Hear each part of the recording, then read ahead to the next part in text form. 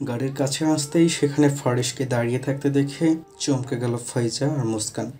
চারপাশ থেকে মাগরিবের আজানের ধ্বনি শোনা যাচ্ছে। আসলেই খুব দেরি হয়ে গেছে। ফারিস রেগে আছে কিনা বোঝা যাচ্ছে না। দুজনেই ঢোক গিলে ভয়ে ভয়ে ফারিসের সামনে এসে দাঁড়ালো। ফাইজা জোরপূর্বক হাসার চেষ্টা করে বলল, আরে ভাইয়া, তুমি কখন এলে? ফারিস তীক্ষ্ণ চোখে তাকায় ফাইজার দিকে। ভাইয়ের চাহনি দেখেই গলা শুকিয়ে আসে ফাইজার। আর কিছু বলার সাহস হলো না। প্যান্টের দু পকেটে হাত রেখে নিঃশব্দে মুস্কানের সামনে এসে দাঁড়ালো ফারিস। অতিশয় গম্ভীর স্বরে বলল, স্বাধীনতাটা বোধহয় একটু বেশি দিয়ে ফেলেছে, যার জন্য আমার ফোন ধরারও প্রয়োজন বোধ করছো না আজকাল। মুস্কান মাথা নুইয়ে ফেলল। ফাইজা নিচু আওয়াজে বলল, ভাইয়া, ভাবির ফোন গাড়িতে ছিল, এই জন্য রিসিভ করতে পারিনি। হ্যাঁ, রিয়েলি? তা তোর ফোন তো তোর হাতে দেখতে পাচ্ছে, তুই ধরিস না কেন?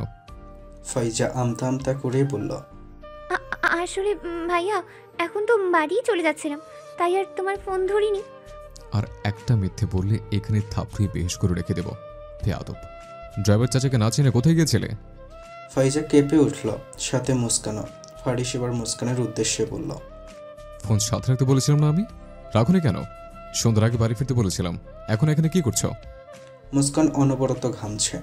নিচের দিকে তাকিয়ে উত্তর দিল, আসলে রেস্টুরেন্টে গিয়েছিলাম, গলা শুকিয়ে গিয়েছিল, তাই কোল্ড কফি খেতে ইচ্ছে করছিল। সেটা কি ড্রাইভার চাচাকে বলে যাওয়া যেত না? তোমাদের ফোন না পেয়ে আমি ড্রাইভার চাচাকে কল করেছি, উনি বলল তোমাদের নাকি উনি খুঁজে পাচ্ছেন না। ফাইজার দিকে তাকিয়ে বলল, আমার কলটা অন্তত একবার রিসিভ করে বলতে পারতি, তাহলে এত উদ্বিগ্ন হয়ে এখানে আসা হতো না। ও ভয়ে আপনার ফোন তোলেনি, ভেবেছিল বকবেন, এখনই তো বকা খাচ্ছি। ফারিস দীর্ঘশ্বাস ফেলল। পকেট থেকে টিস্যুর প্যাকেট বের করে সেখান থেকে একটা টিস্যু নিয়ে মুস্কানের কপালের ঘাম মুছে দিতে দিতে বলল, ঘামছো কেন এত? খারাপ লাগছে খুব? অন্য কিছু খাবে? মুস্কান মৃদু হেসে দুপাশে মাথা নাড়ল। ভিতরের অস্বস্তিতা মুখে প্রকাশ করল না। ফারিস প্যাকেট থেকে আরেকটা টিস্যু নিয়ে বোনের দিকে এগিয়ে গেল।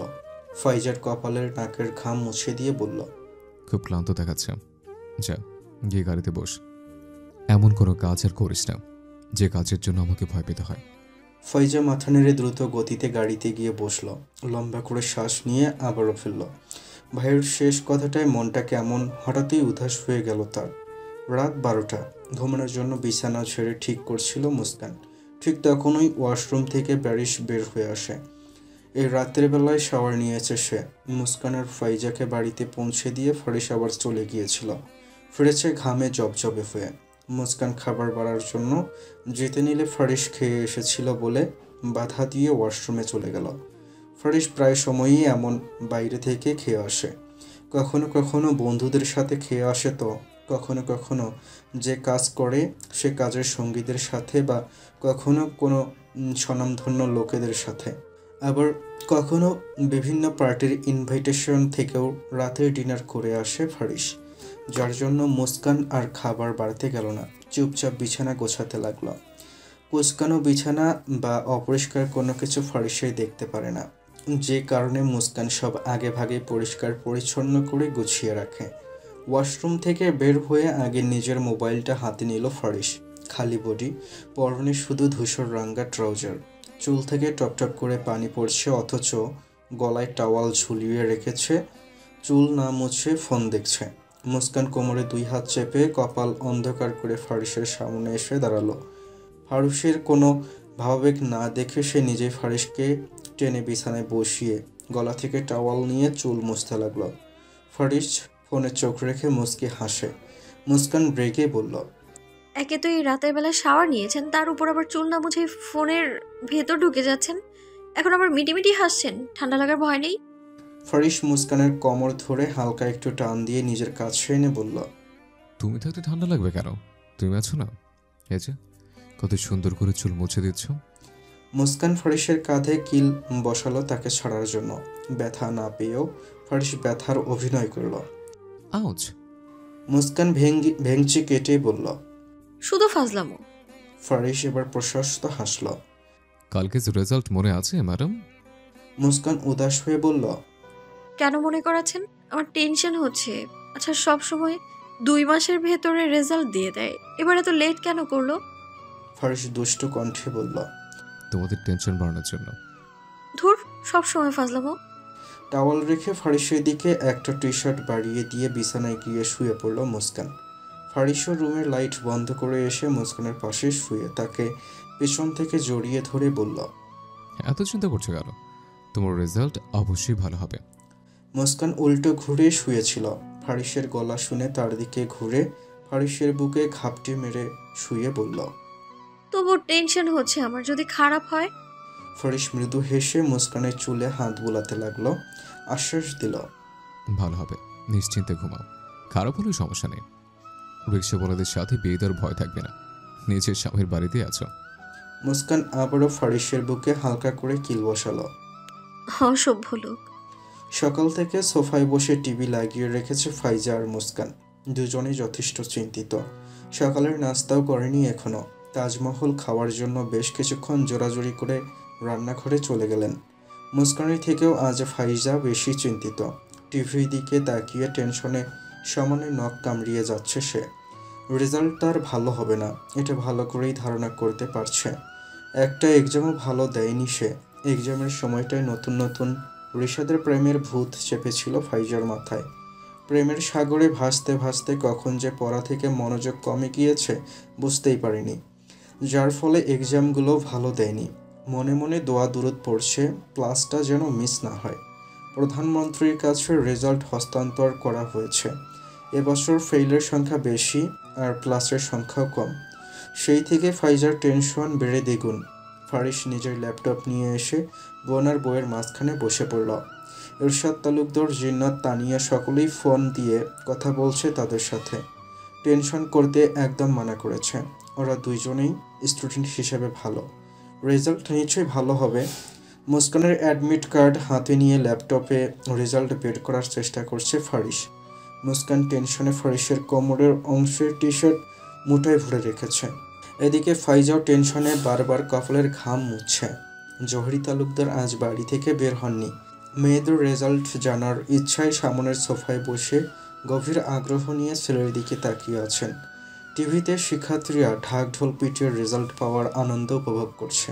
ল্যাপটপের স্ক্রিনে মুস্কানের রেজাল্ট শো করতেই ফারিসের ঠোঁটে অম্লান হাসির রেখা মিলে। প্রফুল্ল কণ্ঠে মুস্কানকে ডেকে বলে, মুস্কান, স্ক্রিনে তাকাও। চোখ ঘুরিয়ে রেখেছিল মুস্কান। ফারিসের কথায় স্ক্রিনে তাকাতেই খুশিতে চকচক করে ওঠে। এক প্রকার লাফিয়ে সোফা থেকে উঠে দাঁড়িয়ে সশব্দে চেঁচিয়ে বলে, বড় চাচ্চু, আমি A+ পেয়ে গেছি। চওড়া হেসে সোফা থেকে উঠে আসেন জহরি তালুকদার। মুস্কানের মাথায় হাত রেখে আহ্লাদি সুরে বলেন, আলহামদুলিল্লাহ, খুব ভালো করেছো মা। রান্নাঘর থেকে ছুটে বেরিয়ে এসেছে তাজমহল। মুস্কানের খুশিতে নিজেও সামিল হয়ে তার কপালে চুমু দিয়ে বললেন, খুব ভালো রেজাল্ট করেছো তুমি। হ্যাঁ রে, ফাইজার রেজাল্টের কি খবর? ফারিসকে উদ্দেশ্য করে বললেন, দেখছি, ওটা আসতে সময় লাগবে। মুস্কান গিয়ে ফাইজার পাশে বসে ওর হাতের ওপর হাত রেখে বলল, তোমারটাও ভালো হবে, চিন্তা করো না। ফাইজা নিজের ঠান্ডা হাত দিয়ে মুস্কানের হাত চেপে ধরল। আমার খুব ভয় করছে ভাবি। ল্যাপটপের স্ক্রিনে ফাইজার রেজাল্ট আসতেই ফারিসের চোখ মুখ অন্ধকার হয়ে গেল। হয়তো ভুল হয়েছে ভেবে পুনরায় আবার ট্রাই করলো। পরপর একই রেজাল্ট আসতে দেখে চমকে ফাইজার দিকে তাকালো ফারিস। ভাইকে এভাবে নিজের দিকে তাকাতে দেখে ফাইজা চিন্তিত স্বরে বলল, কি হয়েছে ভাইয়া? ফারিস গম্ভীর কণ্ঠে বলল, তোর প্লাস মিস হয় কি করে? জহির তালুকদার অবাক হয়ে বললেন, কি বলছো? আমার মেয়ে যথেষ্ট ভালো স্টুডেন্ট, ওর A+ মিস হতেই পারে না। তাজমহলও সুর মেলালেন। হ্যাঁ তাই তো, ফাইজা তো মুস্কানের থেকেও লেখাপড়াই ভালো। ফারিসের ধারালো কণ্ঠ। এত ভালো হলে ওর তো গোল্ডেন আসার কথা, সে জায়গায় প্লাসই আসেনি। জহির তালুকদার চেঁচিয়ে উঠলেন, অসম্ভব। বিশ্বাস না হলে নিচে দেখে নিন, 3বার ট্রাই করেছে, প্রতিবার একই ফল এসছে।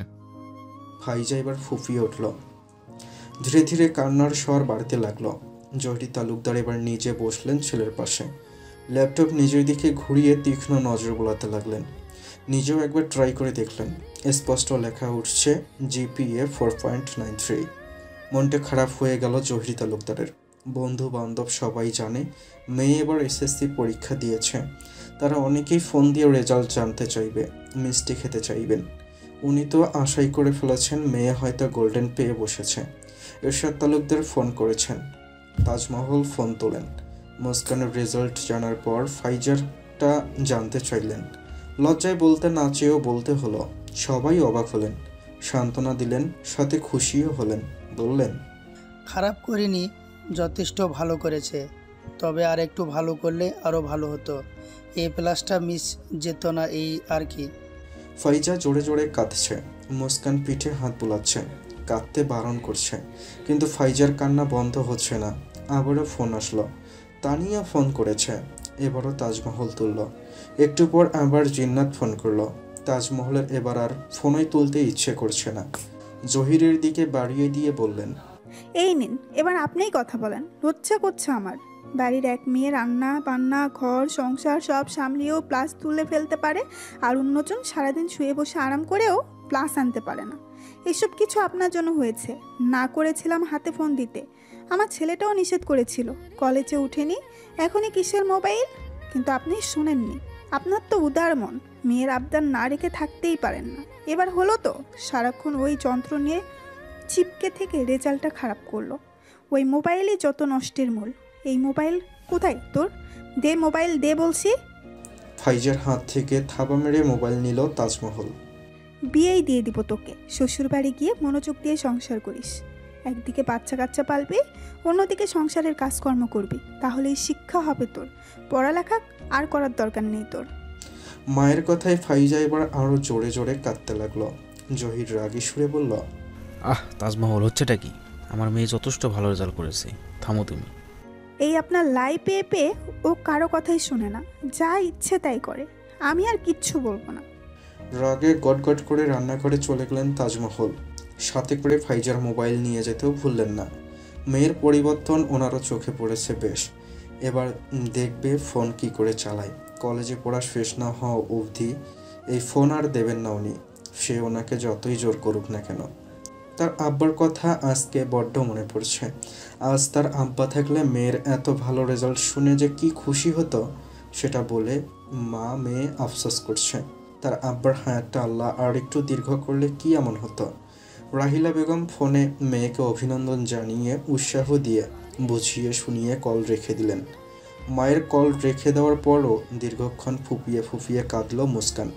ফারিস, জহির তালুকদার কেউই বাড়িতে নেই। দুপুরের খাওয়া দাওয়া করেই নিজস্ব কাজে চলে গিয়েছে, ফিরবে রাতে। তাজমহলের ডাকে চৈতন্য ফেরে মুস্কান। চোখের পানি মুছে হাসি মুখে শাশুড়ির ডাকে সাড়া দেয়। তাজমহল মুস্কানের সামনে এসে রাশভারী কণ্ঠে জিজ্ঞেস করে, খাবার সময় কি এখনো হয়নি? আর কতক্ষণ ওই গদ্ধবটার জন্য না খেয়ে বসে থাকবে? আমি ফাইজাকে আরেকবার ডাক দিয়ে দেখছি বড় চাচি দরজা খুলে কিনা। ওকে ছাড়া একা একা খেতে ভালো লাগবে না। ও খেলে খাবে, না খেলে নাই। তুমি আসো, সকাল থেকে কিচ্ছু খাওনি, তোমার খাওয়া জরুরি। আমার ছেলে বারবার বলে গিয়েছে তুমি যেন ক্ষুধার্ত না থাকো। আমি খাবো বড় চাচি, ফাইজাকে সাথে নিয়েই একসাথে খাবো, আপনি চিন্তা করবেন না। অনেকক্ষণ তো হয়েছে। ফাইজা রুমে গিয়ে দরজা বন্ধ করেছে, এখন নিশ্চয়ই খুলবে। ঠিক আছে, দেখো গিয়ে পারো কি না। ওর পছন্দের কাচ্চি বিরিয়ানি অর্ডার করে গেছে ফারিস। ডেলিভারি ম্যান এলো বলে। বোনের জন্য তো পারে না পুরো দোকানটা তুলে নিয়ে আসে। এমন একটা রেজাল্ট করেছে, তবুও কিছু বলেনি এই ছেলে। উল্টো বোনের পছন্দের খাবার অর্ডার দিয়ে গেছে। এত আদর দিয়েই এটাকে এমন মাথায় উঠিয়েছে। দুটো কথা বলেছি কি না কেঁদে ভাসিয়ে। এখন দরজা বন্ধ করে রেখেছে। যত সব ঢং মেয়ের। মুস্কান কিছু বলল না, চুপচাপ নীরব দর্শকের মতো শুনে গেল শাশুড়ির কথাগুলো। তাজমহল মুস্কানকে এসব বলে নিজে নিজে বিড়বিড় করতে করতে রুম থেকে বেরিয়ে গেলেন। খাবার হাতে নিয়ে কখন থেকে ফাইজার ঘরের দরজায় নক করে যাচ্ছে মুস্কান। খাটের ওপর হাঁটু ভাঁজ করে বসে ফ্যাস ফ্যাস করে কাঁদছিল ফাইজা। মুস্কানের গলা শুনে উচ্চস্বরে বলল, আমি এখন খাবো না ভাবি, তুমি চলে যাও। খাও বা না খাও, দরজা খুলে রুমের। ফাইজা চেঁচিয়ে বলল, খুলবো না আমি দরজা। আমি আর কতক্ষণ রুমের বাইরে দাঁড়িয়ে থাকবো? তোমাকে দাঁড়িয়ে থাকতে কে বলেছে? ফাইজা, আমিও কিন্তু তোমার জন্য এখনো পর্যন্ত না খেয়ে আছি। তুমি না খেলে কিন্তু আমিও খাবো না, আর আমি না খেলে তোমার ভাতিজা ভাতিজিও কিন্তু না খেয়েই থাকবে। তুমি কি চাও ওরা তোমার জন্য ক্ষুধার্ত থাকুক? ফাইজা বিছানা থেকে নেমে এসে ফট করে দরজা খুলে দিল। আমাকে ইমোশনালি ব্ল্যাকমেল কেন করছো ভাবি? আমার খিদে নেই। মুস্কান খাবার নিয়ে অতি সাবধানে ফাইজার রুমে ঢুকলো। হাতের ট্রেটা আস্তে করে ছোট্ট টেবিলের ওপর রেখে ফাইজার দিকে ঘুরে জিজ্ঞেস করলো, কি অবস্থা করেছো নিজের? চোখ মুখ ফুলিয়ে গাজি ট্যাঙ্ক বানিয়ে ফেলেছো। তোমার বয়সী মেয়েরা এরকম থাকে? আমার কিচ্ছু ভালো লাগছে না ভাবি, তুমি চলে যাও। মুস্কান ফাইজাকে টেনে নিয়ে ড্রেসিং টেবিলের আয়নার সামনে বসালো। নিজেও ফাইজার পেছনে দাঁড়িয়ে আয়নার দিকে চোখ রেখে জিজ্ঞেস করলো, দেখো তো কেমন বন বিড়ালের মতো লাগছে দেখতে তোমায়। চুলগুলো মনে হচ্ছে কাকের বাসা। চেহারা দেখে তো মনে হচ্ছে মাত্র কাবাডি খেলে ফিরেছো। কাঁদলে একদমই সুন্দর লাগে না তোমার ফাইজা। ফাইজা গম্ভীর হয়ে আয়নার দিকে তাকিয়ে আছে। তার এখন কথা বলতে ইচ্ছে করছে না, শুধু কান্না পাচ্ছে। কোথাও হারিয়ে যেতে ইচ্ছে করছে। সাথের বান্ধবীরা সবাই A+ পেয়েছে, শুধু সে ছাড়া। এটা ভাবতেই শরীর মন সব বিষিয়ে উঠছে। এমন তিক্ত অনুভূতির সম্মুখীন এই প্রথমবার হয়েছে সে। রাগে জিতে মাথার সমস্ত চুল ছিঁড়ে ফেলতে ইচ্ছে করছে তার। মুস্কান ফাইজার চোখ মুখ নিজের ওড়না দিয়ে ভালোভাবে মুছে দিল। ড্রেসিং টেবিলের সামনে থেকে চিরুনি নিয়ে ফাইজার মাথা আশ্রয় দিতে দিতে বলল, আমার যখন জেএসসি রেজাল্ট খুব খারাপ হয় তখন আমিও তোমার মতো দরজা বন্ধ করে নাওয়া খাওয়া সব বাদ দিয়ে সারা রাত কেঁদেছিলাম। আব্বা ওই দিন বাড়ি ছিল না। পরদিন সকালে এসে আম্মার কাছ থেকে আমার কথা শোনা মাত্রই ছুটে আসেন আমার ঘরে, আমাকে বোঝান আর বলেন একটা রেজাল্ট কখনোই কারো জীবন নির্ধারণ করে না। অনেক বিখ্যাত মানুষ আছেন যারা খারাপ রেজাল্ট করেও জীবনে ভালো কিছু করেছেন। আমাদের তাদের দেখে অনুপ্রাণিত হতে হবে। জীবনে ভালো কিছু করতে হলে আগে তার পেছনে পরিশ্রম করতে হবে, প্রত্যাশা রাখতে হবে। আজ তোমার রেজাল্ট খারাপ হয়েছে এই বলে ভেঙে পড়লে তো চলবে না। এটা থেকে শিক্ষা পেয়ে ভবিষ্যতে আরো ভালো কিছু করতে হবে, তাহলেই তো জীবনে সফলতা আসবে। সবাই যদি ভালোই করে তাহলে খারাপ কে করবে? খারাপ না থাকলে আমরা বুঝবো কি করে ভালোর কদর কতটা। আজ আমি খারাপ রেজাল্ট করেছি, কাল আমি ভালো করে দেখিয়ে দেব। মনের ভেতরে এই আগ্রহটা নিয়েই পরবর্তী পথ অনুসরণ করতে হবে, তাহলে এই সফলতা আসবে, অবশ্যই আসবে। জীবনে কোনো পরিস্থিতিতেই ভেঙে পড়া চলবে না। আবার কথাগুলো শুনে আমি আর কাঁদিনি। যেটা হওয়ার সেটা তো হয়েই গেছে, পরবর্তীতে ভালো করতে হবে এটা ভেবে সামনে আগাচ্ছি। ওই দিনের রেজাল্টটা খারাপ হওয়ায় আমি লেখাপড়ায় তীব্রভাবে মনোযোগ দিতে পেরেছি। তুমিও তাই করো ফাইজা, এভাবে ভেঙে পড়ো না। লেখাপড়ায় আরও মনোযোগী হও। পরের বার HSC-তে এর থেকেও ভালো রেজাল্ট করে দেখিয়ে দিও। লেখক খাঙ্গাল ওয়েরিড বলেছেন, পরীক্ষা হলো দুঃস্বপ্নের মতো, কিন্তু যখন তুমি এর জন্য পরিশ্রম করবে তার ফলাফলটা তোমার সামনে রূপকথার মতোই মনে হবে। তাই এইভাবে কান্নাকাটি বাদ দিয়ে স্ট্রং হও। এর পরের ফলাফলটা তুমি রূপকথার মতো করে সবাইকে দেখিয়ে দিও। কথাগুলো শেষ করে বড় একটা শ্বাসরে ফাইজার চুল থেকে হাত সরিয়ে ফেলল মুস্কান। মাথা ব্যথা শেষ। ফাইজা এতক্ষণ বেশ মনোযোগ দিয়ে শুনল মুস্কানের কথাগুলো। মুগ্ধ হয়ে বলল, তুমি কতটা সুন্দর করে বোঝালে আমায় ভাবি। আমার এখন সত্যি আরো ভালো করে পড়াশোনায় মনোযোগ দিতে ইচ্ছে করছে, সবাইকে দেখিয়ে দিতে ইচ্ছা করছে। তুমি খুব বুঝতার ভাবি, সব কিছু কত সুন্দর করে বুঝিয়ে যাও, সব সমস্যার সমাধান করে ফেলো। আমার মধ্যে এখনো যে বুঝ জ্ঞানটা আসেনি, সেটা তোমার মধ্যে কত জলদি চলে এসেছে। অথচ আমি আর তুমি কিন্তু একই বয়সের। কিভাবে পারো ভাবি সব কিছু এত সুন্দর করে হ্যান্ডেল করতে? মুস্কান মুস্কি হাসল। সব কিছুই হয়েছে অবস্থান আর দায়িত্বের কারণে। আমার অবস্থানের মতো যদি তোমার অবস্থান হতো তাহলে হয়তো তুমিও খুব দ্রুত সব বুঝে যেতে। অবশ ছিলাম আমিও, আবার আদরের দুলালি ছিলাম, কিন্তু দিন শেষে দেখো আমাকেও এই বয়সে সংসার সামলাতে হচ্ছে, বাচ্চার জন্ম দিতে হচ্ছে। প্রথমে সবার উপর আমার রাগ থাকলেও এখন আর তেমনটা নেই, কারণ আমি তোমার ভাইয়ের মতো একজন হাজবেন্ড পেয়েছি। দাদু আমাকে আমার জীবনের বেস্ট গিফটটা দিয়েছেন, স্বামী হিসেবে তোমার ভাইয়ের সাথে বিয়ে দিয়ে। সবার সামনে আমি যতই আন্ডারস্ট্যান্ডিং হই না কেন, তোমার ভাইয়ের সামনে সেটা পারি না। আমি কেমন যেন বাচ্চা হয়ে যাই। ঘুরে ফিরে আমার ছেলে মানুষের চঞ্চলতা, নির্বুদ্ধিতা তোমার ভাইয়ের সামনে প্রকাশ পাবেই পাবে। ভাইয়াকে খুব ভালোবাসো তাই না ভাবি? মুস্কান আনমনে বলে উঠল। হ্যাঁ, খুব। পরক্ষণে সম্বিত ফিরে খুব লজ্জা পায়। ফাইজা স্মিত হাসে। সেও তো রিশাদের সাথে খুব বাচ্চা সুলভ আচরণ করে। রিশাদের কথা মনে পড়তেই ফাইজার মনটা আরবারও খারাপ হয়ে গেল। মাথা ফোন নিয়ে গেছে, এবার কিভাবে কথা বলবে? সকাল থেকে এক টুকরো কথা বলতে পারেনি ছেলেটার সাথে। নিশ্চয়ই ফোন দিয়ে দিয়ে ক্লান্ত হয়ে গেছে। খাবার কি আজকে আর খাবে না? ফেরত নিয়ে যাব? তোমার ফেভারিট রেস্টুরেন্ট থেকে খাবার অর্ডার করেছে তোমার ভাইয়া। মুস্কানের কথায় ধ্যান ভাঙ্গে ফাইজার। আবারও রিশাদের খেয়ালে মজে গিয়েছিল সে। মুস্কান উষ্ণ নিঃশ্বাস ছেড়ে হাত ধুয়ে এক লোকমা ফাইজার মুখের সামনে ধরে। ফাইজা এক চিলতে হেসে মুস্কানের হাত থেকে খাবারটা মুখে তুলে নেয়।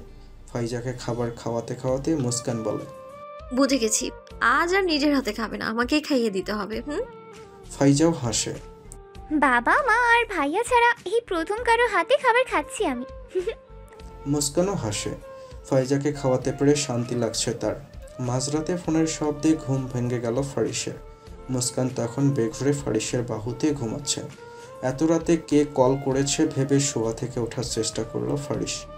মুস্কানের মাথাটা অতি সাবধানে নিজের বাহু থেকে নামিয়ে বালিশে রাখলো। উঠে বসে বিছানা হাতড়িয়ে ফোন খুঁজতে লাগলো। পেয়েও গেল মুস্কানের ফোন। এত রাতে মুস্কানের নাম্বারে কে কল করবে? তাও আবার নাম্বারটা সেভ করা নেই, মনে তো হচ্ছে অপরিচিত কেউ। হকচকিত হয়ে ফারিস নিজেই কলটা রিসিভ করলো। হ্যালো। পুরুষালী গলা শুনে ফোনের অপর পাশের ব্যক্তির কল কেটে দিল। কি হলো কিছুই বুঝল না ফারিস। কেউ ভুল করে কল দিয়েছিল হয়তো, এটা ভেবে ফোন রেখে মুস্কানের পাশ ঘেঁষে শুয়ে পড়ল। 5 মিনিট পর আবারও মুস্কানের ফোন বেজে উঠল। এবারও একই নাম্বার থেকে। ফারিস ভুরু কুচকে কল রিসিভ করল। বার দুয়েক হ্যালো বলল। কে, কাকে চাই জিজ্ঞেস করলো, কিন্তু অপর পাশ থেকে কোনো সাড়া শব্দ এলো না। ফারিস বিরক্ত হয়ে কল কেটে দিল। এর ঠিক আধ ঘন্টা পর ঘুমে যখন ফারিসের চোখ প্রায় লেগে এসেছে, ঠিক তখনই ফোনের তীব্র আওয়াজে আবারও তার ঘুম ছুটে গেল। এবার মুস্কানও কিছুটা নড়ে চড়ে উঠেছে। প্রচণ্ড বিরক্তি নিয়ে পুনরায় কল রিসিভ করলো ফারিস। রাগান্বিত স্বরে বলল, কে ভাই? মেয়ে না ছিল নাকি তৃতীয় লিঙ্গ? কে? এত রাতে কে চাই? ঘুমোতে কেন দিচ্ছিস না? তোর আরেকটা ফোন করলে যদি আমার বউয়ের ঘুম ভেঙেছে না। টুট টুট। ফারিস বাকিটুকু শেষ করার আগেই অপর পাশের ব্যক্তি কল কেটে দিল। আশ্চর্য, ফারিসও এবার ফোন সাইলেন্ট করে ঘুমিয়ে পড়ল। সকাল হলে এর তদন্ত শুরু করা যাবে। ফারিসের জন্য কফি নিয়ে রুমে প্রবেশ করলো মুস্কান। ফারিস তখন ওয়াশরুমে ছিল। কফিটা সাইড টেবিলে রেখে আম্মাকে কল দেবে বলে মোবাইলটা হাতে নিল সে, কিন্তু মোবাইল সাইলেন্ট করা দেখে অবাক হলো। কপাল কুঁচকে গেল অপরিচিত নাম্বার থেকে অনেকগুলো মিসড কল ওঠা দেখে। এতগুলো কল তাকে কে দিল এটা চিন্তা করতে করতে আবারও কল আসলো। কল রিসিভ করে হ্যালো বলতেই অপর পাশের ব্যক্তির বিচলিত স্বর ভেসে আসলো। থ্যাংক গড তুই ফোন তুলেছিস, সারা রাত ধরে ট্রাই করছি ইয়ার। মুস্কান অপ্রস্তুত হয়ে পড়ল। গলা শুনে কে বুঝে গিয়েছে। ভীতু চোখে একবার ওয়াশরুমের দিকে তাকিয়ে দ্রুত পায়ে ব্যালকনিতে চলে আসলো। চাপা স্বরে বলল, রিশাদ ভাইয়া তুমি? ঋষাদের কণ্ঠ বড্ড উদ্ভ্রান্ত শোনালো। হ্যাঁ আমি। ফাইজা কোথায়? ও ফোন তুলছে না কেন আমার? ওর কি হয়েছে? ফাইজা ঠিক আছে তো? গোটা একটা দিন চলে গেল আমি ফাইজার সাথে কোনো যোগাযোগ করতে পারছি না। রিশাদ ভাইয়া শান্ত হও তুমি, ফাইজা ঠিক আছে। ঠিক থাকলে আমার ফোন কেন তুলছে না? কাল রাত থেকে আমি তোদের বাড়ির রাস্তায় ঘুরঘুর করছি, সকাল থেকে ফাইজা একবারও তার রুমের জানালা খোলেনি। প্লিজ মুস্কান, আমাকে একবার ফাইজার সাথে কথা বলিয়ে দে, আমি পাগল হয়ে যাচ্ছি। মুস্কান তাড়াহুড়ো করে বলল, ফাইজার রেজাল্ট একটু খারাপ হয় বড় চাচি ওর মোবাইল নিয়ে নিয়েছে, যার জন্য তোমার সাথে যোগাযোগ করতে পারিনি। আমি সুযোগ হলে তোমাদের কথা বলিয়ে দিব। এখন কি হয়েছে? এখনই বলিয়ে দে। এখন কি করে সম্ভব? আমার উনি বাড়িতে আছে, জানতে পারলে সমস্যা হবে। তুমি বাড়ি চলে যাও, আমি কল না দিলে তুমি নিজ থেকে কখনোই এই নাম্বারে কল দিও না প্লিজ। কাকে কল দিতে নিষেধ করছো? আচমকা ফারিসের গলা শুনে চমকে তাকালো মুস্কান। ফারিস তার পিছনেই দাঁড়িয়ে আছে। শেষের প্রতিটা কথা শুনেছে। ভয়ে মুস্কানের বুকের ভেতর ধুকপুক করছে। কথা বলতে গলা কাঁপছে। মুস্কানের এহেন আচরণে ফারিসের নজর আরও সন্দেহ সূচক হলো। সে ধারালো স্বরে বলল, কি হলো বলছো না কেন? কাকে কল দিতে নিষেধ করছো তুমি? আড়ালে সে কার সাথে কথা বলছো? মুস্কান বিব্রত স্বরে বলল, কেউ না, এমনি কল দিয়ে। মিথ্যে বলবো না বলে দিচ্ছে। গর্জন সুরে বলল ফারিস। মুস্কানের নিঃশ্বাস থমকে গেল। বুক কাঁপছে বিরতিহীনভাবে। ফারিস হাওয়ার বেগে ছুটে এসে মুস্কানের বাহু চেপে ধরল। হিংস্র কণ্ঠে বলল, আমি স্পষ্ট শুনেছি তুমি কাউকে বাড়ি চলে যেতে বলেছ। আমি জানতে পারলে সমস্যা হবে বলছো। আমি জানতে পারলে কি সমস্যা হবে মুস্কান? কি লুকাচ্ছ আমার থেকে? এসব কি হচ্ছে বলবে আমায়? শেষের কথাটা অনেকটা চিল্লিয়ে বলেছে ফারিস। মুস্কানের শরীরের পশম দাঁড়িয়ে গেল, দৃষ্টি নিচের দিকে। ফারিসের চেপে ধরায় হাত প্রচণ্ড ব্যথা পাচ্ছে, নাকের পাটা লাল হচ্ছে, কিন্তু মুখ দিয়ে শব্দ বের হতে পারছে না। ফারিস আবার বলল, তাকো আমার দিকে। কে ছিল বলো? তোমার ভীতু চাহনি স্পষ্ট বলে দিচ্ছে আমার থেকে কিছু লুকাচ্ছ তুমি। কি লুকাচ্ছ বলো? রাত 2টো বাজে, কে কল করে তোমায়? কাকে নিচ থেকে কল দিতে নিষেধ করেছো? মুস্কানের চোখের কোণে জল চিকচিক করছে। আপনি ভুল ভাবছেন আমায়। মুস্কানের চোখে পানি দেখেও ফারিসের পরোয়া করলো না, হাত থেকে ফোন নিয়ে নিজেই কল ব্যাক করলো। তখন ফারিসের গলা শোনা মাত্রই কল কেটে দিয়েছিল মুস্কান, যার জন্য রিশাদ বুঝতে পারেনি। এখন কল করে রিশাদ সাথে সাথেই কল রিসিভ করলো। হ্যালো, হঠাৎ কল কেটে দিয়েছিস কেন? কেউ চলে এসেছিল নাকি? বিস্ময় নিয়ে মুস্কানের দিকে তাকালো ফারিস। মুস্কান চোখ খিচে বন্ধ করে নিয়েছে। ফারিসের বিশ্বাস করতে কষ্ট হচ্ছে, মস্তিষ্ক শূন্য হয়ে পড়েছে। ফোন কেটে গটগট পায়ে রুমে চলে আসলো ফারিস। রাগে তার মাথা ফেটে যাচ্ছে, পায়ের রক্ত টকবক করে মাথায় উঠে গেছে, চোখ রক্তবর্ণ। ফারিসের পিছু পিছু কম্পিত পায়ে রুমে প্রবেশ করলো মুস্কান। তার সাংঘাতিক ভয় হচ্ছে। ফারিসের তীক্ষ্ণ দৃষ্টি তীরের ফলার মতো গায়ে বিঁধছে। সে কাঁপা স্বরে বলার চেষ্টা করলো, আমার কথা শুনুন প্লিজ। শোনার মতো কিছু বাকি রেখেছো তুমি? কথাটা চিল্লিয়ে বলে হাতে থাকা ফোন বিছানায় ছুঁড়ে ফেললো ফারিস। হুঙ্কার ছাড়লো, আমার বিশ্বাস ভেঙেছে তুমি। আমার থেকে লুকিয়ে রিশাদের সাথে যোগাযোগ করেছ। না করেছিলাম আমি তোমায়। আমার কথা রাখোনি। কেন রাখোনি? মুস্কানের দৃষ্টি ঝাপসা, চোখ দুটিতে অসহায়ত্ব স্পষ্ট। ফারিসকে বোঝাতে সক্ষম হচ্ছে না সে। লোকটা তার কথাই শুনতে চাইছে না। চোখ বন্ধ করে জোরে নিঃশ্বাস নিল মুস্কান। ফারিসের সামনে এসে তার শক্তপোক্ত হাত দুটো নিজের নরম হাত দ্বারা আঁকড়ে ধরল। লাল চোখ দুটোতে স্থির দৃষ্টি রেখে বলল, এত উত্তেজিত হবে না প্লিজ, শান্ত হন। ঝাড়া মেরে নিজের হাত সরিয়ে ফেলল ফারিস। বিদ্রুপ হেসে বলল, একটা ছেলে আমার স্ত্রীকে মাঝরাতে কল করছে। আমার স্ত্রী আমাকে না জানেই সে ছেলের সাথে কথা বলছে। আবার এও বলছে আমি জানতে পারলে নাকি তার সমস্যা হবে। এমনটা জানতে পারলে কোনো স্বামী উত্তেজিত হবে না? এমনটা জানতে পারলে কোন স্বামী উত্তেজিত হবে না বলতে পারো? সেখানে আমি জানি ছেলেটা একসময় তোমাকে বিয়ে করার জন্য উন্মাদ ছিল। মুস্কান নতজানু হয়ে চোখের পানি ফেলছে। কি বলবে, কি করবে কিছুই বুঝতে পারছে না। সত্যিটাও এখন বলা সম্ভব নয়। ফাইজা বিপদে পড়বে। কি করবে সে? রক্তিম চোখ নিয়ে শান্ত দৃষ্টিতে তাকালো ফারিস। ঠান্ডা স্বরে বলল, রিশাদ কেন কল করেছিল? মুস্কানের বুক ধড়াস করে উঠল। ফারিসের কণ্ঠে কি যেন ছিল। সে নতমুখে বলল, খোঁজ নিতে। আমার বউয়ের খোঁজ সে কেন নেবে? সম্পর্কে বোন হয়ে এই জন্য। প্রচণ্ড আক্রোশে মুস্কানের গাল চেপে ধরল ফারিস। ক্রোধ সংবরণ করতে না পেরে বলল, আমাকে নাদান মনে হয়? যা খুশি তাই বলে দিবে আর বিশ্বাস করে নেব? রিশাদ শুধু তোমার খোঁজ নিয়ে এতগুলো কল দিবে? কি মনে করো নিজেকে? মুস্কান আর্তনাদ করে উঠল। আহত স্বরে বলল, আমি ব্যথা পাচ্ছি। ফারিস হাত শীতল করে ধরল, তবে গাল ছাড়ল না। সত্যিটা বলো। এটাই সত্যি। ফারিস মুস্কানের গাল ছুঁড়ে দিল। কয়েক সেকেন্ড চুপ করে দাঁড়িয়ে টেবিলের ওপর থেকে কফির মগটা ছুঁড়ে ফেলল। কাচের কাপটা বিকট শব্দ তুলে মুস্কানের পায়ের কাছে এসে গুড়িয়ে গেল। ভয়ে আতঙ্কে মুস্কানের হৃৎপিণ্ড কাঁপছে। শব্দ শুনে তাজমহল আর ফাইজা ছুটে আসলো রুমে। ফারিসের ক্রোধান্বিত লাল চেহারা দেখে মা মেয়ে দুজনে হতবুদ্ধি হয়ে গেল। মুস্কান কাচুমাচু হয়ে এক কোণায় কাঁদছে। নিঃশ্বাস নিতেও কষ্ট হচ্ছে। তাজমহল ছেলের দিকে তাকিয়ে শক্ত কণ্ঠে বলল, কি হয়েছে ফারিস? ফারিস জবাব দিল না। গট পায়ে রুম থেকে বেরিয়ে গেল। ফারিস চলে যাওয়ার পর মুস্কান এবার শব্দ করেই কেঁদে উঠল। ভয়ের কারণে এতক্ষণ ঠিক করে কাঁদতেও পারছিল না বেচারি। যদি আরও রেগে যায়। ফাইজা ছুটে মুস্কানের কাছে আসলো। তাকে ধরে বিছানায় বসিয়ে বিস্ময় নিয়ে বলল, কি হয়েছে ভাবি? ভাইয়া এত রেগেছে কেন? মুস্কান ডুকরে কাঁদছে। কাঁদার জন্য কথা বলতেও পারছে না। এবার তাজমহল মুস্কানের কাছে আসলো। মাথায় হাত রেখে মমতাময়ী সুরে বলল, কি হয়েছে মা, বলো আমায়, না বললে বুঝবো কি করে? তাজমহলের কোমল স্বরে মুস্কান তার কোমর জড়িয়ে ধরল। কাঁদতে কাঁদতে বলল, আপনার ছেলের এত রাগ কেন বড় চাচি? তাজমহল মুস্কানের চুলে হাত বুলিয়ে বলল, পুরুষ মানুষ তো, তাই রাগটা সবসময় বেশি। আর আমার ছেলে ছোটবেলা থেকেই মাথা গরম হয়ে গেলে নিজেকে ঠিক রাখতে পারে না। তোমার বড় চাচাও এরকম, কাঁদে না মা, রাগ কমে গেলে দেখবে ঠিক হয়ে গেছে। মুস্কান তাও কাঁদছে। ফাইজা দ্রুত এক গ্লাস পানি এনে মুস্কানকে খেতে দিল। পানি খাও ভাবি।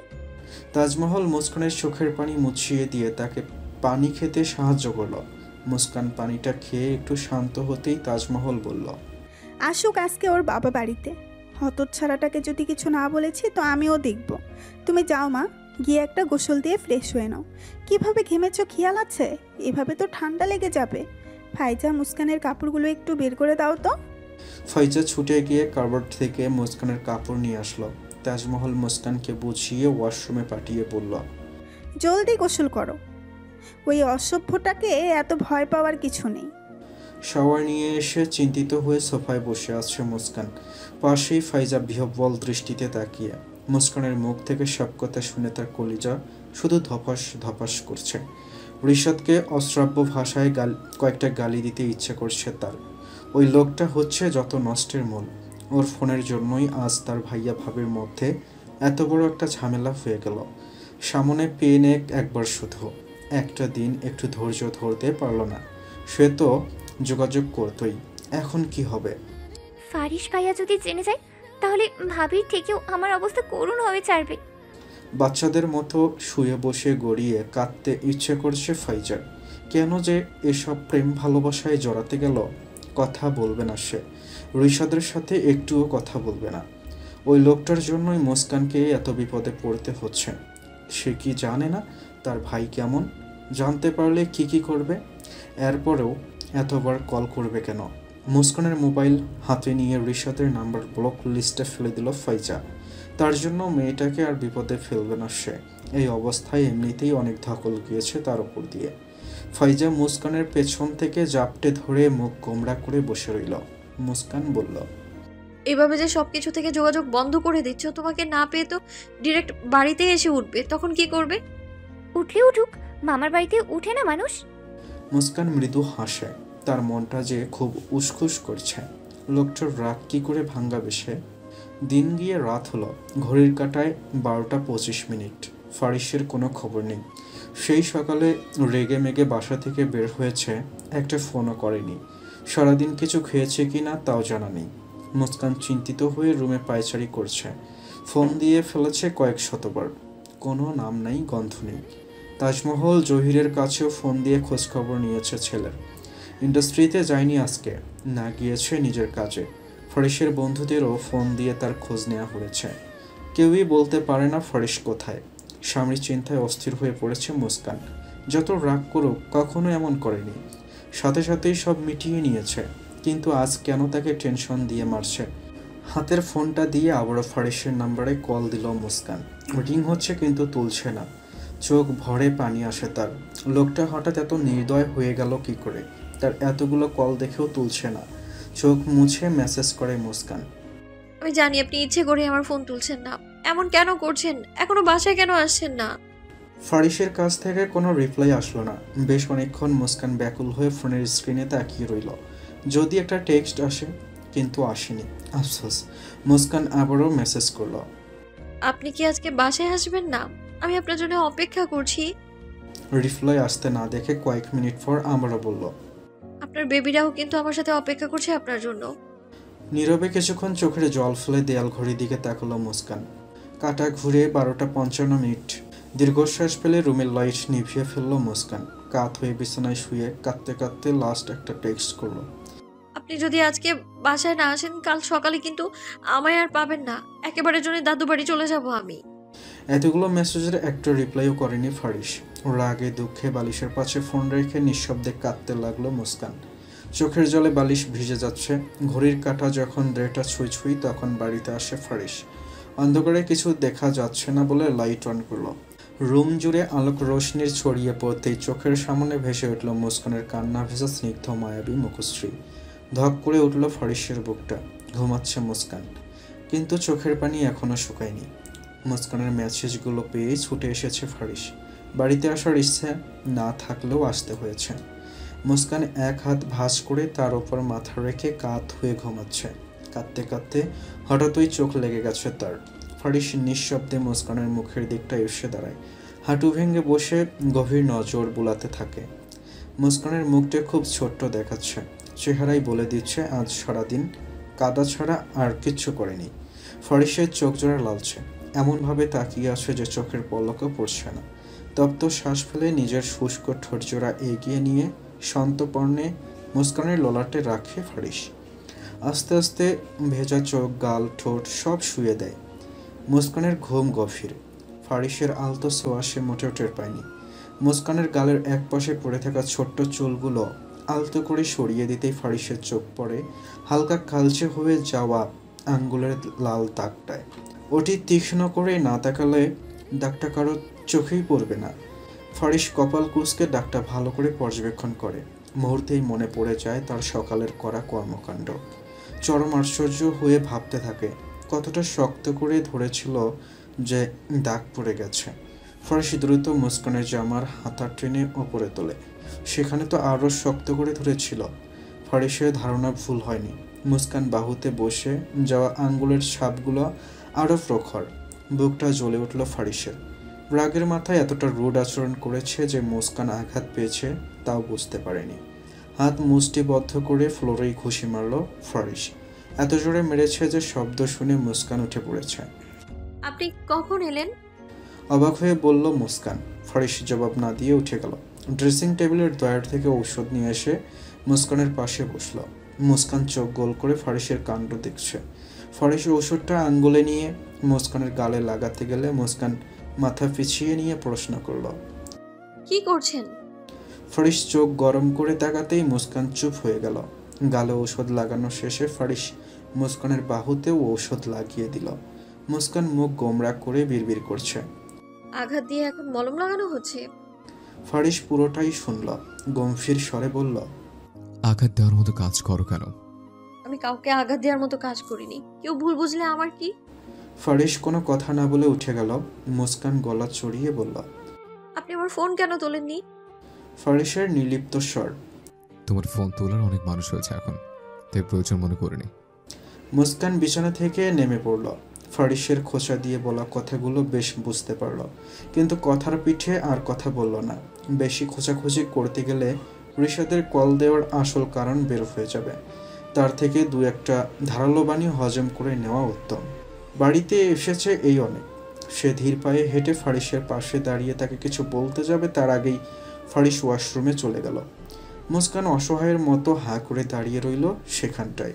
ফাইজার চোখে ঘুম নেই। বিছানায় শটান হয়ে শুয়ে পলকহীন সিলিং ফ্যানের দিকে তাকিয়ে আছে।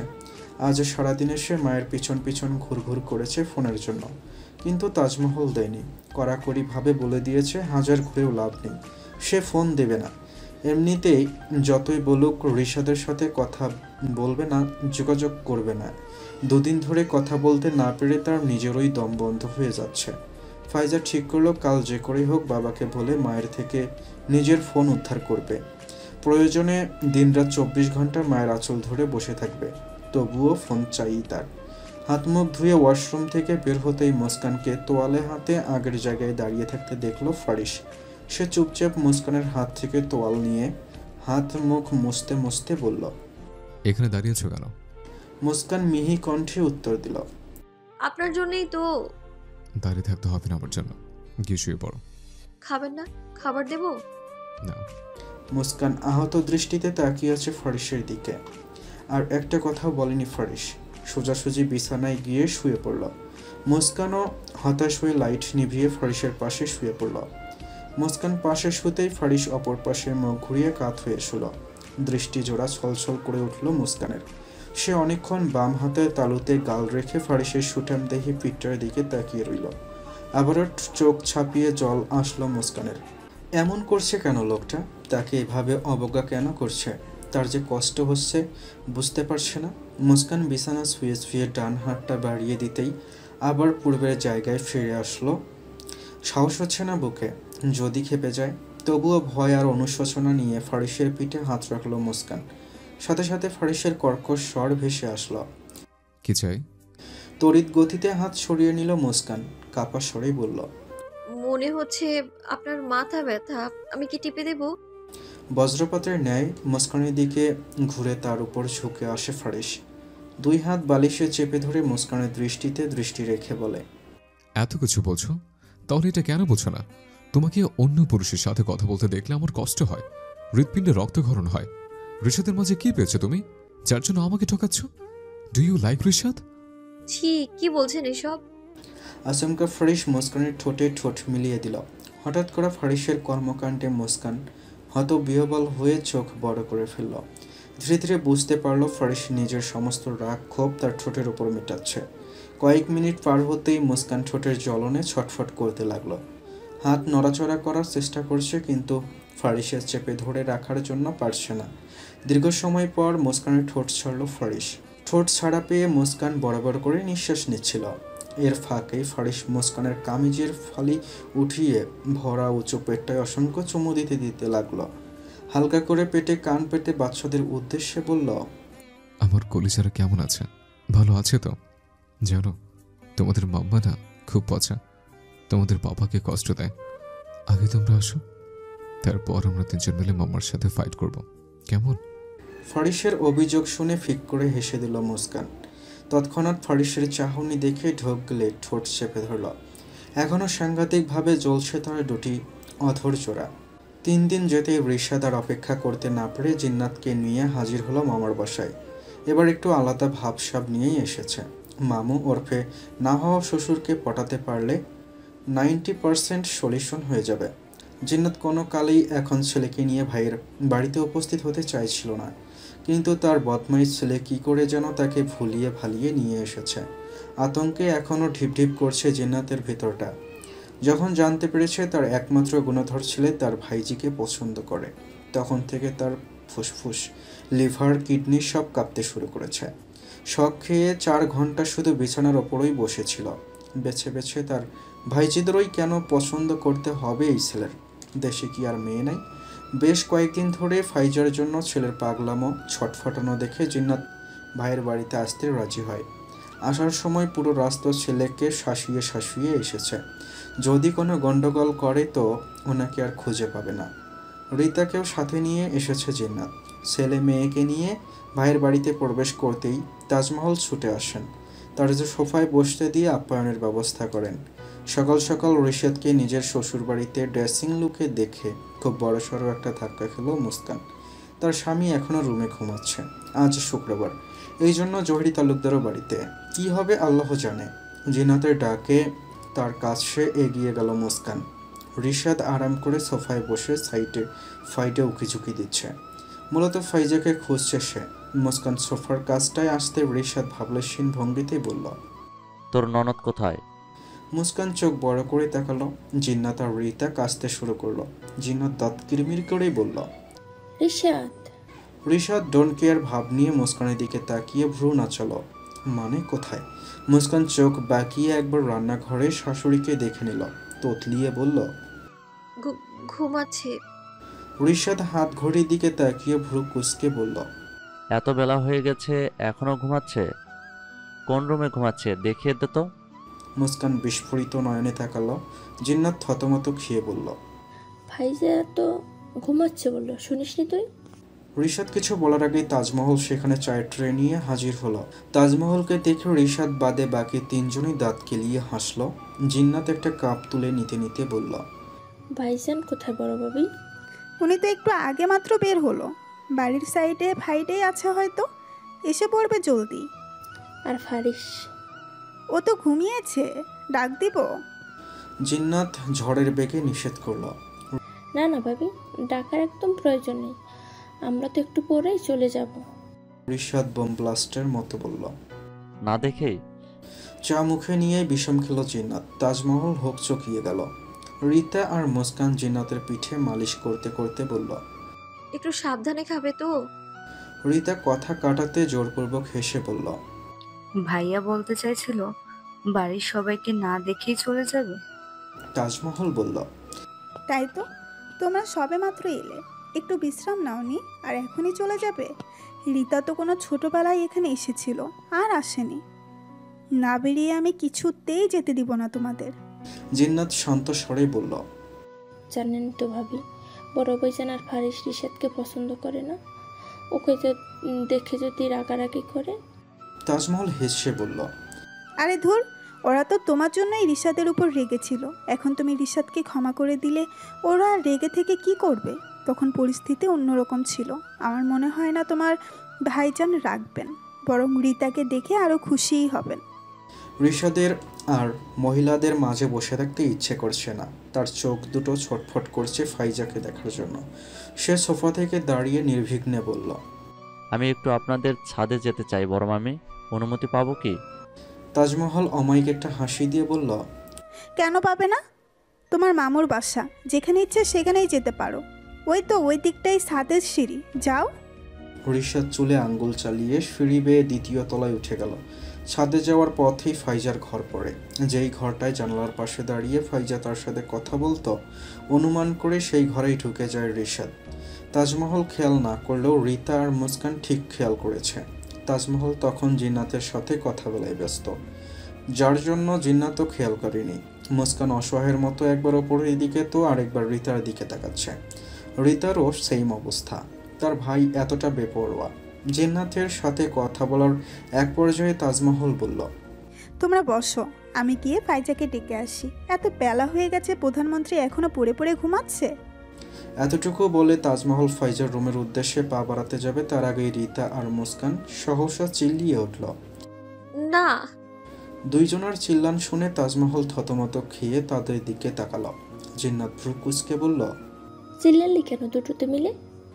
রিতা তার মাকে খোঁচা মেরে ফিসফিসিয়ে বলল, ভাইয়া ফাইজার ঘরে গেছে। জিন্নাত আঁতকে উঠল, করুণ চোখে মেয়ের দিকে তাকিয়ে বলল, এই ছেলে আমায় বাঁচতে দেবে না।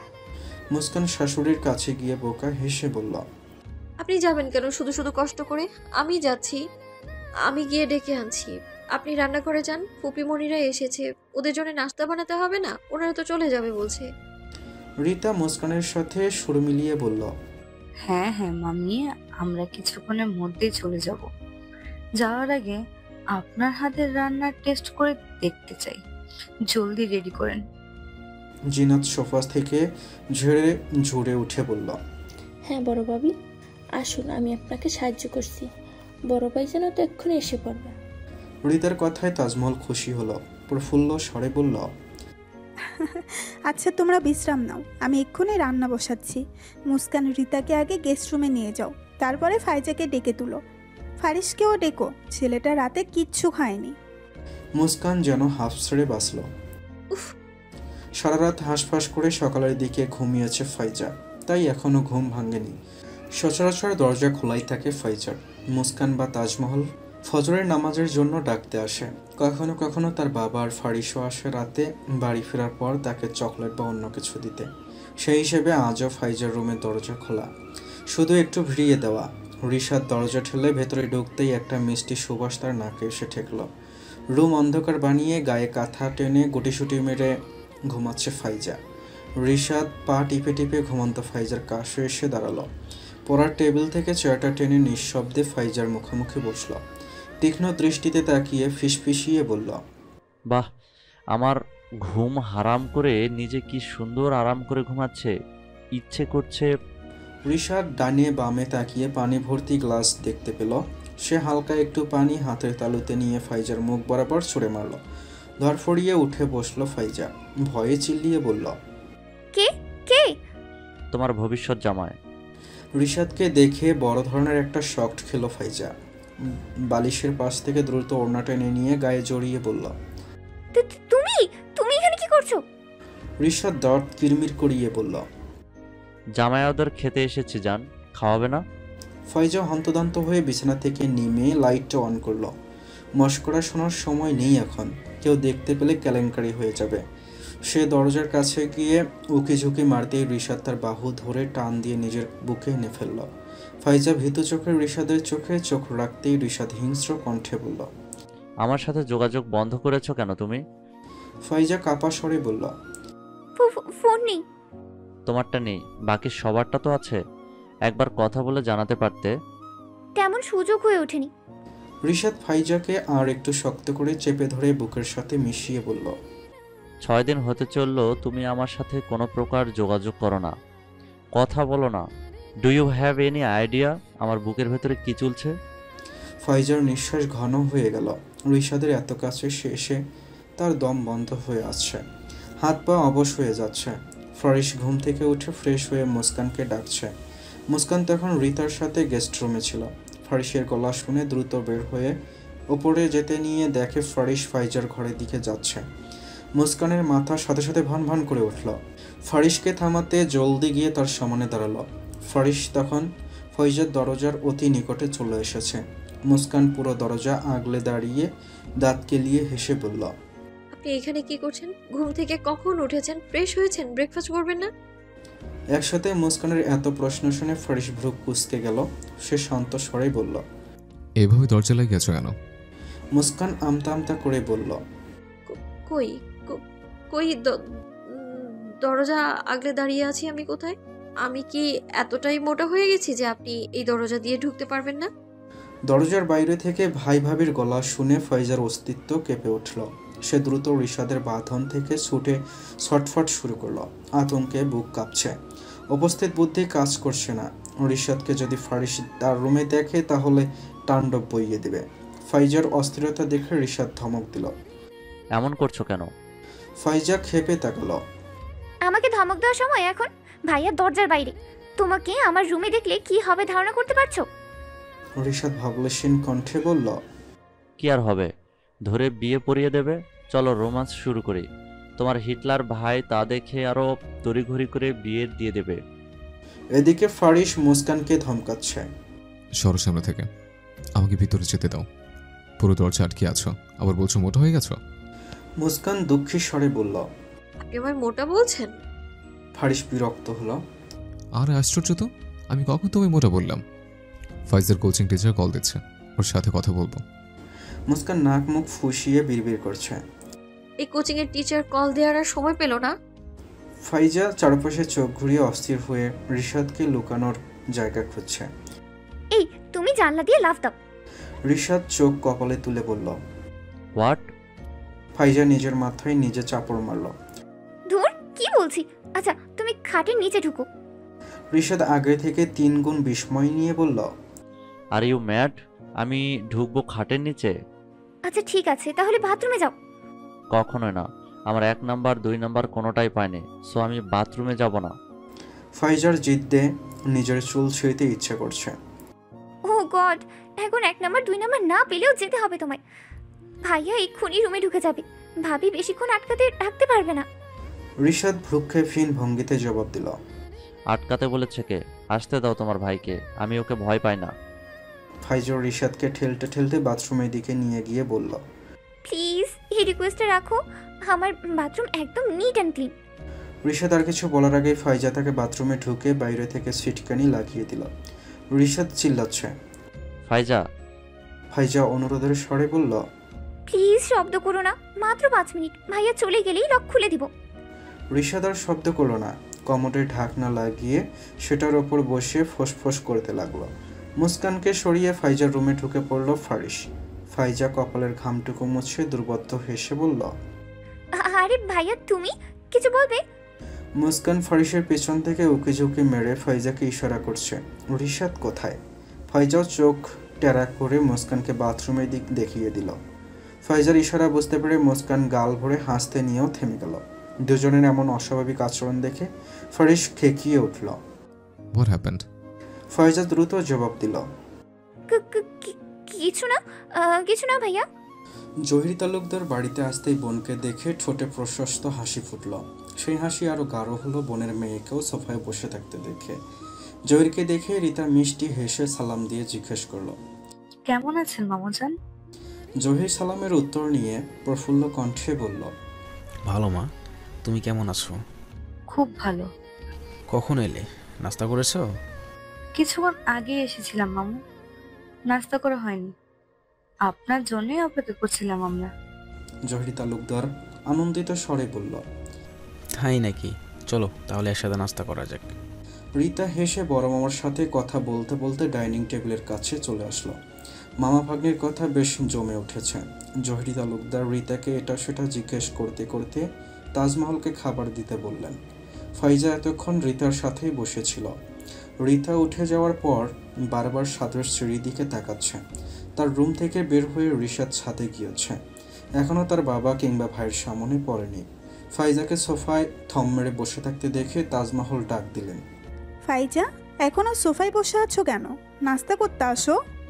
ভাইয়ের ডাকে ফাইজা দুরু দুরু বুক নিয়ে নাস্তা করতে বসলো। জহির হেসে হেসে বোন আর ভাগ্নির সাথে কথা বলছে। মুস্কানকে সবেমাত্র রুম থেকে বেরিয়ে আসতে দেখে জিন্নাত শুধালো। ফারেস আসলো না? আসছে ফুপিমণি। আমরা যে এসেছি ফারেস জানে? না, বলিনি এখনো। আচ্ছা ঠিক আছে, নিচে আসলেই দেখতে পাবে। তুই বস, আমাদের সাথে নাস্তা কর।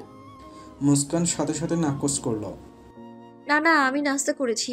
বড় চাচি তোমরা আসার আগেই আমায় জোর করে অনেক কিছু খাইয়েছে। তাজমহলও সমস্বরে বলল। হ্যাঁ, ও খাবে না এখন, তোমরা করো। আমাকে রেখে নাস্তা করে নিচ্ছ তোমরা? তাজমহল বাক্য শেষ করার আগেই রিশাদের কথাটি ভেসে আসে। রিশাদকে দেখে জহির তালুকদারের পুরো মুখ কুঁচকে যায়। তীরের ফলার মতো দৃষ্টি নিক্ষেপ করে বলে, তুমি? তাজমহল স্বামীকে কথা বলার সুযোগ না দিয়ে দ্রুত বেগে বলল, আরে রিশাদ, তোমার কথা আমি মাত্র বলতে নিচ্ছিলাম। এত সময় সাথে কি করছো? আসো নাস্তা করো। রিশাদ আড়মোড়া ভেঙে জহির তালুকদারের পাশের চেয়ারটাই ধপ করে বসে পড়ল। হাই তুলতে তুলতে বলল, আর বলবেন না মামি, আপনাদের ছাদের ডেকোরেশনটা আমার এত পছন্দ হয়েছে যে আসতে ইচ্ছে করছিল না। ভাবছি এমন একটা শ্বশুরবাড়ির ছাদ দেখে মেয়ে বিয়ে করব, যেন চাইলেই ছাদ বিলাস করতে পারে। রিশাদের কথা শুনে ফাইজার কাশি উঠে গেল। জিন্নাত ফাইজাকে দ্রুত পানি এগিয়ে দিয়ে ছেলের দিকে গরম চোখে তাকালো। রিশাদ পরোয়া করল না সেই তাকানো। আয়েশি ভঙ্গিতে জহিরের দিকে তাকিয়ে বলল, কেমন আছেন মামুজান?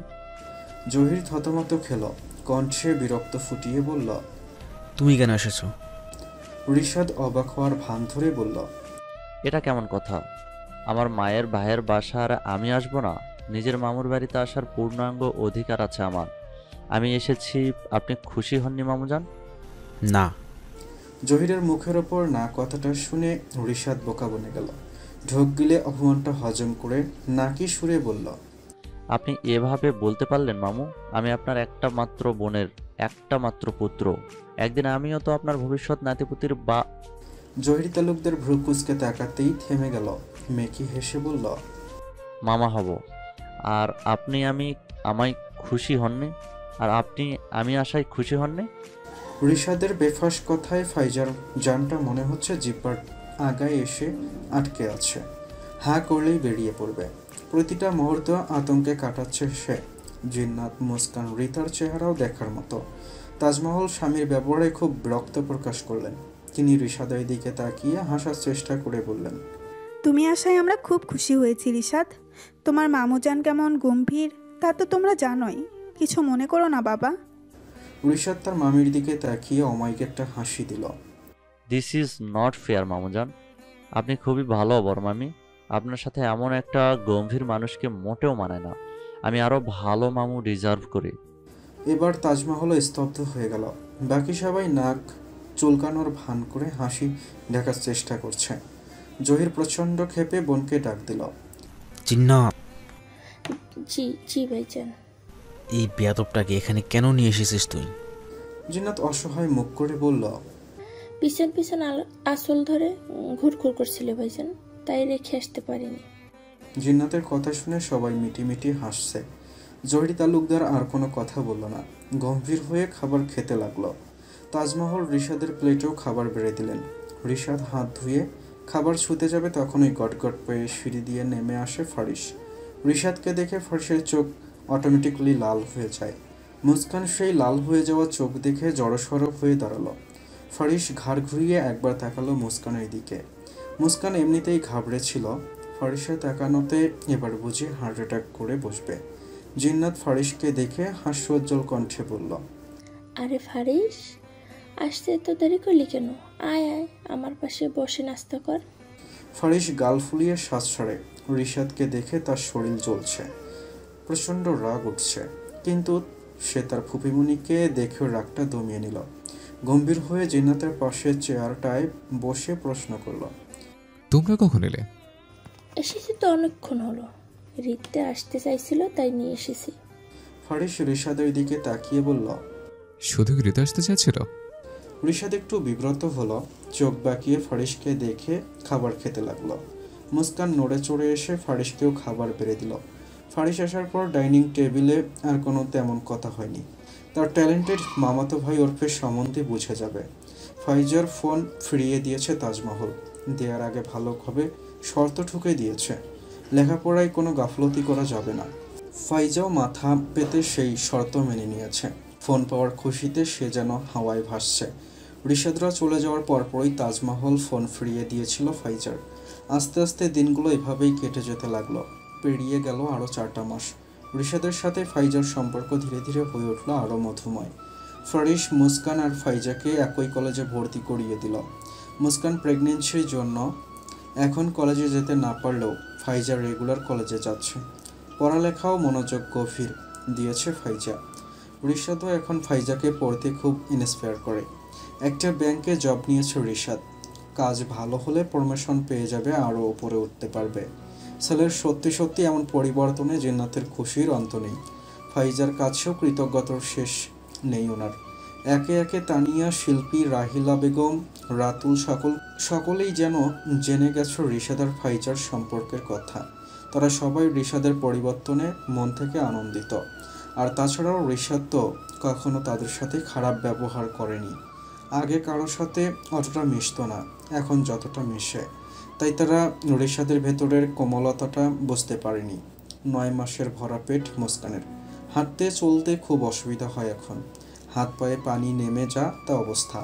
পেটে মাতৃত্বের দাগ পড়ে তার সুন্দর পেটটা এখন আর আগের মতো তুলতুলে সফট নেই। মুস্কানের মনে হয় সে এখন নিঃশ্বাস নিলেও তার ক্লান্ত লাগে। প্রতিটা দিন, ঘন্টা, মিনিট, সেকেন্ড সে উপলব্ধি করছে মাতৃত্ব এত সহজ নয়।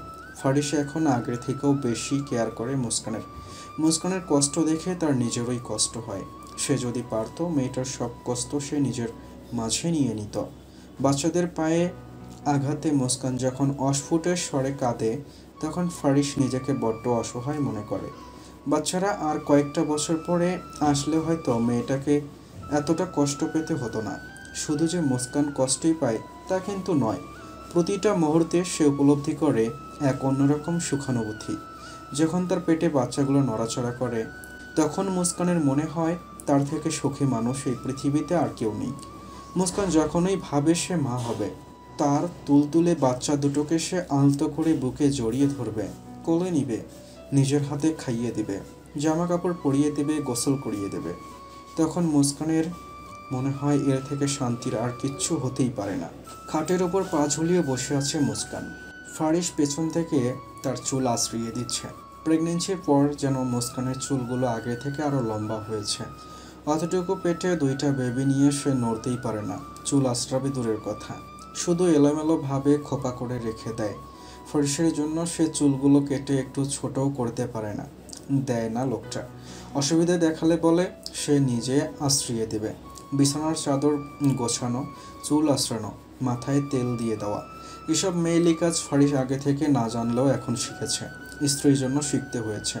তার স্ত্রী তার সন্তানদের জন্য এত কষ্ট করছে, রাতের পর রাত নির্ঘুম কাটাচ্ছে, আর সে এইটুকু করতে পারবে না? আলবাত পারবে ফারিস। মুস্কানের চুলে খুব সুন্দর একটা বেনুনি পাকিয়ে বিছানা থেকে নেমে গেল ফারিস। এই বেনুনি করাটা সে ইউটিউব থেকে শিখেছে। প্রথম পারতো না, খুব বিরক্ত লাগতো, কিন্তু করতে করতে এখন পারে। মাথার লম্বা বেনুটা সামনে এনে মৃদু হাসে মুস্কান। আমার এত কেয়ার করে লোকটা, মাঝে মাঝে মনে হয় আমার চেয়ে সৌভাগ্যবতী আর কেউ নেই। লম্বা চুলের বেনুনিটা দুলিয়ে ফারিসকে প্রশ্ন করলো মুস্কান। সোনিয়াপুর তো শুনলাম কাল বিয়ে, আপনি কি যাবেন না বিয়েতে? না। কেন? নানি জান এত করে বললো আপনাকে যেতে, আর আপনি যাবেন না কেন? যাওয়ার ইচ্ছে নেই, তাই যাবো না। ওরা তো যাচ্ছে। আপনারা বাবা ছেলে কেন যেতে চাইছেন না বলুন তো? নানি জান তো রাগ করবেন, একজনের অন্তত যাওয়া উচিত। ফারিস অবাক কণ্ঠে জিজ্ঞেস করলো, বাবা যাবে না বলেছে? হ্যাঁ। কেন? সেটা আমি কি করে বলবো? বাড়ির সবাইকে দাওয়াত করেছে, অথচ কেউ যেতে চাইছে না। আমার জন্য গতকাল কেউ গায়ে হলুদেও গেল না। আজ বিয়েতে না গেলে সবাই কি ভাববে? ফাইজাকে জোর করে রাজি করিয়েছি। বড় চাচু যাবে না বলে বড় চাচিও গাল ফুলিয়ে বসে আছেন। এখন আপনিও না গেলে? মুস্কানকে কথার মাঝে আটকে দিয়ে বলল ফারিস, পাগল হয়েছ? তোমাকে এই অবস্থা রেখে আমি যাবো বিয়ে খেতে? ডেলিভারির ডেট একটা চলে গিয়েছে তোমার, কখন বেবিদের আসার সময় হবে বুঝে তাই আমি ডক্টরের সাথে কথা বলে রেখেছি। আর 2-1 দিন গেলেই তোমার সিজার করিয়ে ফেলবো। তোমাকে আর বেবিদেরকে নিয়ে কোনো ঝুঁকি নিতে পারবো না আমি, হোক সেটা 1 দিন বা 1 ঘন্টার জন্য। মাকে বলে দিয়েছে যেন দ্রুতই চলে আসে। মা যতক্ষণ বাড়িতে না থাকবে আমি 1 মিনিটে তোমার সঙ্গ ছাড়বো না। কিন্তু সোনিয়া আপু যে বারবার বড় চাচির কাছে আবদার করেছে আপনাকে নিয়ে যাওয়ার জন্য, ওনাকে শ্বশুরবাড়ি যাওয়ার আগে শেষ একবার আপনাকে দেখতে চায়। Shut up. আচমকা ফারিসের ধমকে চুপসে গেল মুস্কান। ফারিস রাগান্বিত হয়ে বলল, কোথাকার কোন সোনিয়া? ওর জন্য এত মাথাপাতে কেন তোমার? সত্যি নিতে চাইছ? ওই মেয়ে আমাকে কেন দেখতে চাইছে বুঝতে পারছো না? দিন রাত উত্তক্ত করতে তোমার স্বামীকে। এ দেখো কিসব ছবি, মেসেজ, ভিডিও, ভয়েস পাঠিয়ে আমাকে কনভিন্স করতে চাইছে। ব্লক করেও শান্তি নেই, হুমকি ধমকি দিলে কয়েকদিন চুপ থেকে আবার নতুন করে শুরু করে। মুস্কান চোখ বড় বড় করে ফারিসের মোবাইলের স্ক্রিনে তাকিয়ে আছে। সে তো এই ব্যাপারে কিছুই জানতো না। ছবিগুলো দেখে মুস্কানের সমস্ত শরীর রাগে রিরি করে উঠল। সে বসা থেকে উঠে দাঁড়িয়ে তেজি কণ্ঠে বলে, এই বেহায়া মেয়ে আপনাকে এমন বিরক্ত করতো, আমায় আগে কেন বলেনি? ওর চোখ দুটো তুলে আমি আমার বেবিদের ফুটবল খেলতে দেবো? নির্লজ্জ মেয়ে, আমার হাজবেন্ডের দিকে নজর দেয়া। হ্যাঁ, ফারিস ফোঁস করে দম ছুড়ে বলল, এজন্যই বলিনি, জানি তুমি এটা শুনে মধ্যচ্যুত হয়ে পড়বে, যেটা এখন তোমার জন্য মোটেও ঠিক না। মুস্কান এখনো রাগে ফোঁস করছে। ফারিস মুস্কানকে ধরে পুনরায় খাটে বসিয়ে দিল। মুস্কানের দুবাহুতে হাত রেখে শান্ত স্বরে বলল, রিল্যাক্স। সোনিয়ার চ্যাপ্টার আমি ক্লোজ করে দিয়েছি। আমার আর রাসেল মামুর যে এটার জন্য কি ঝামেলা পোহাতে হয়েছে তা শুধু আমরাই জানি। থ্যাংক গড এই মেয়ে অবশেষে বিয়ের বিরুদ্ধে বসতে যাচ্ছে। ফারিস মুস্কানের মুখোমুখি দাঁড়িয়ে মুস্কানকে কথাগুলো বলছিল। আচানক মুস্কান ফারিসের কোমর জড়িয়ে ধরল, অভিমানী সুরে বলল, আপনি তো শুধু আমার, আমার মানে শুধুই আমার। ফারিসের ঠোঁটে প্রশস্ত হাসির রেখা ফুটে উঠল। সেও মুস্কানের মাথায় হাত বুলিয়ে বলল, আমি শুধু তোমার।